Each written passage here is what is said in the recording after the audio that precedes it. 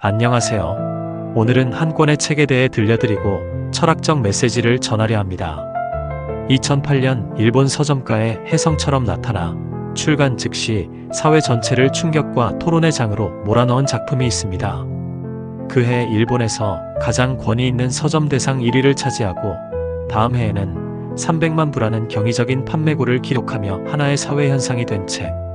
바로 오늘 우리가 함께할 미나토 가나에의 전설적인 데뷔작 고백입니다. 이 책은 단순히 재미있는 미스터리를 넘어 이야미스라는 새로운 장르를 개척했다는 평가를 받습니다. 이야미스란 읽는 내내 불쾌하고 찜찜하지만 그럼에도 불구하고 페이지를 넘기는 손을 멈출 수 없는 미스터리를 뜻합니다. 오늘 우리는 이 책을 통해 사랑하는 이를 잃은 한 여자가 법의 테두리를 벗어나 자신만의 방식으로 정의를 실현하려는 처절한 복수극을 따라가게 됩니다. 여러 인물의 시점을 통해 하나의 사건이 얼마나 다르게 해석될 수 있는지, 그리고 진실이 어떻게 조각나고 맞춰지는지를 생생하게 목격하게 될 것입니다. 지금부터 이 충격적인 이야기의 시작부터 마지막 마침표까지 제가 차근차근 모든 것을 설명해 드리겠습니다.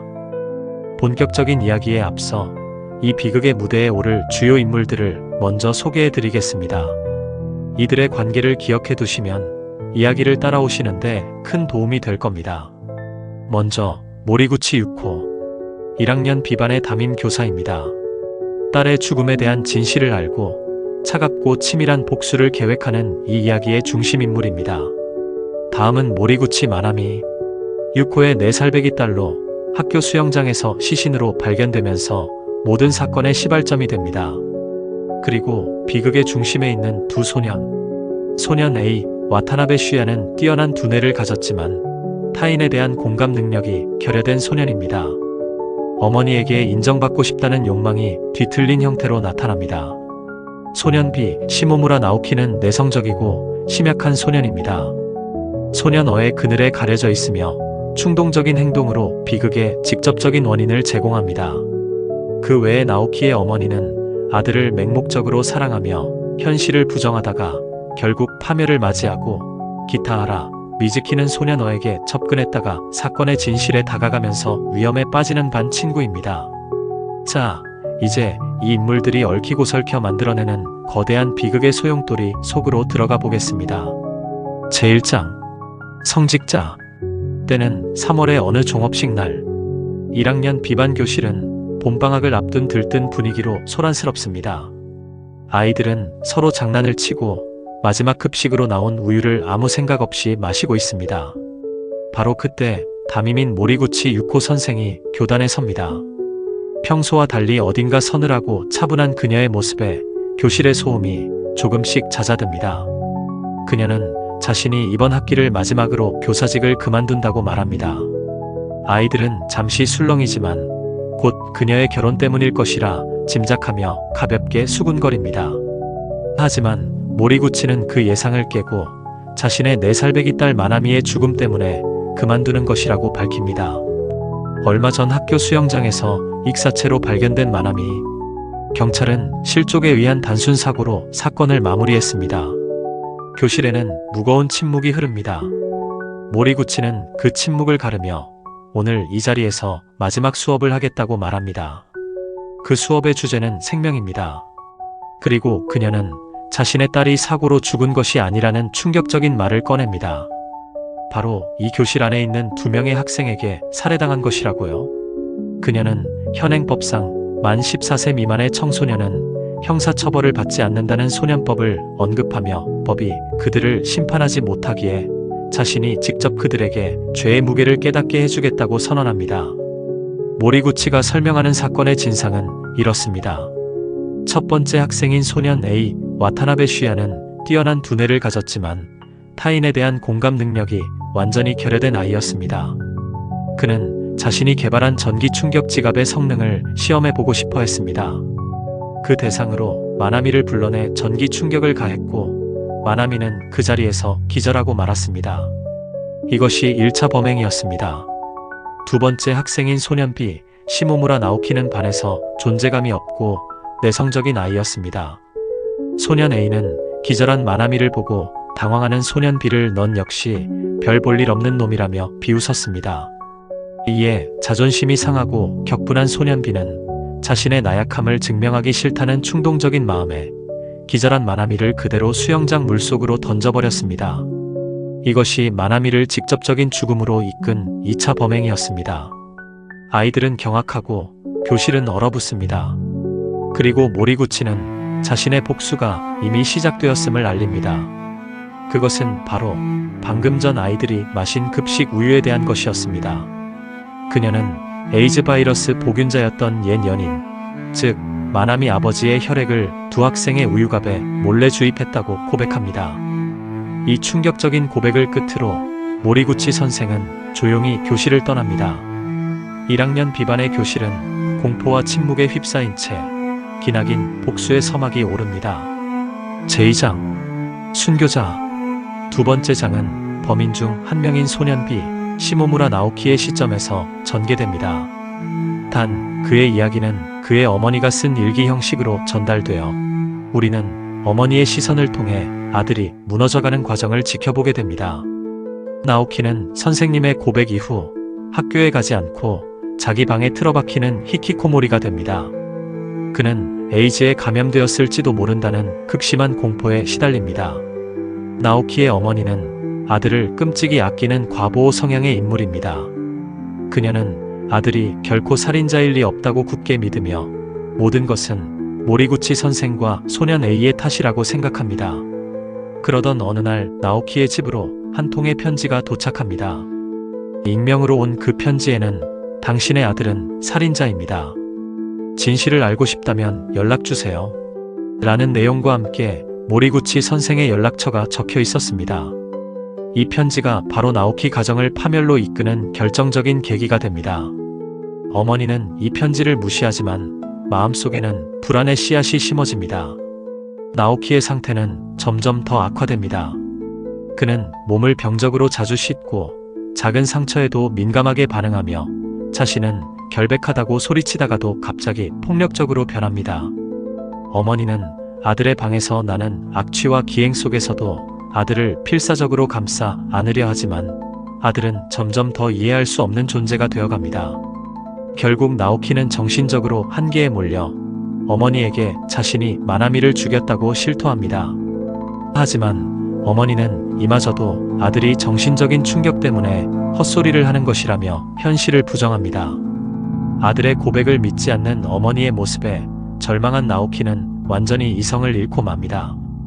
어느 날 아들을 이대로 둘 수 없다고 생각한 어머니는 나오키를 데리고 함께 죽기로 결심합니다. 하지만 그 순간 나오키는 어머니의 의도를 먼저 알아채고 부엌칼로 어머니를 찌르고 맙니다. 아들을 지키려던 어머니의 맹목적인 사랑이 결국 아들의 손에 의해 파멸하는 비극적인 결말로 끝을 맺습니다. 제3장 자애로운 자. 3장의 이야기는 새로운 화자인 기타하라 미즈키의 시점에서 진행됩니다. 그녀는 2학년이 되어 소년 A, 즉 와타나베 슈야와 같은 반이 된 소녀입니다. 미즈키는 다른 아이들과 어울리지 못하고 독약을 만드는 등 독특한 취미를 가졌는데 자신과 닮은 듯한 슈야의 차가움과 고독함에 매력을 느낍니다. 그녀는 슈야에게 의도적으로 접근하고 두 사람은 점차 가까워집니다. 미즈키는 슈야가 1학년 때 있었던 마나미 살해 사건의 범인이라는 것을 어렴풋이 짐작하면서도 그의 천재성과 세상에 대한 냉소적인 태도에 점점 빠져듭니다.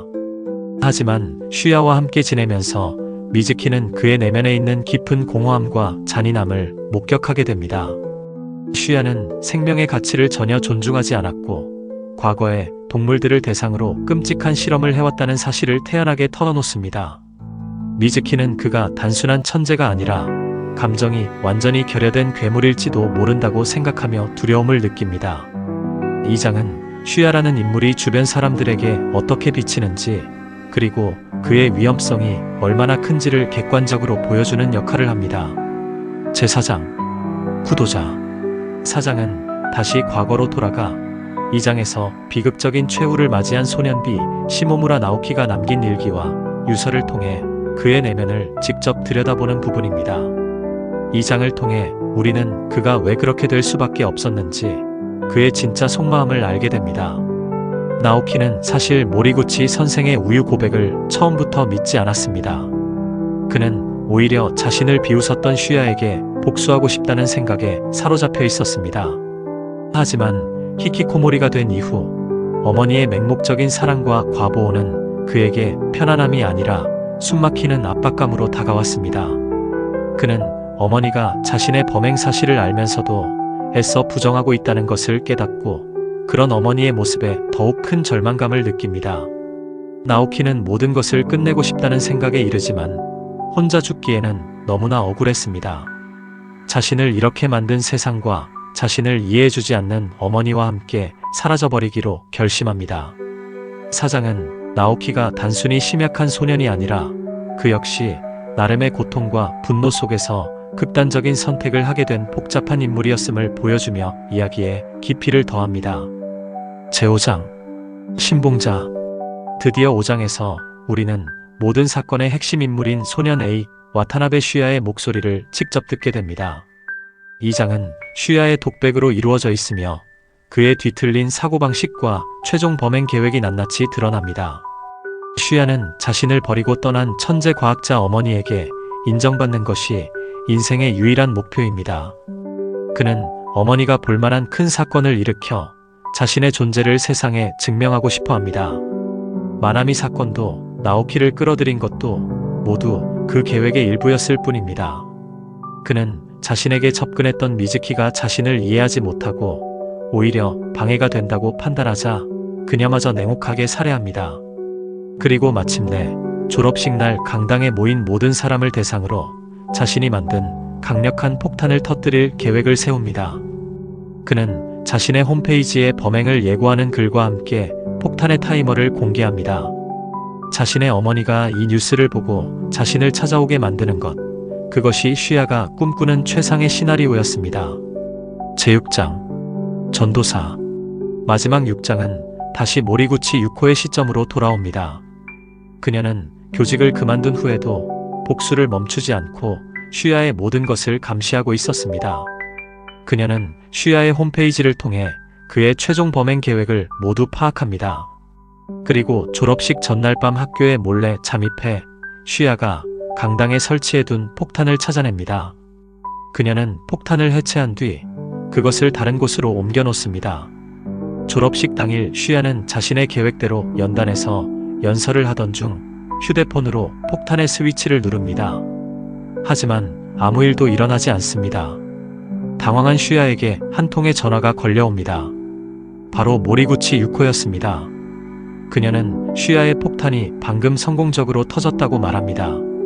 단 장소가 강당이 아니라 바로 슈야가 그토록 만나고 싶어 했던 어머니의 연구실이었다고 알려줍니다.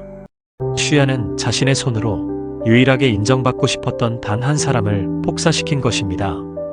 모리구치는 슈야에게 이것이 자신의 진정한 복수이며 그가 이제부터 평생 짊어져야 할 속죄의 시작이라고 말합니다. 전화기 너머로 슈야의 처절한 절규가 울려 퍼지면서 이야기는 끝을 맺습니다. 한 교사의 고백으로 시작된 비극은 또 다른 비극을 낳으며 끝이 났습니다.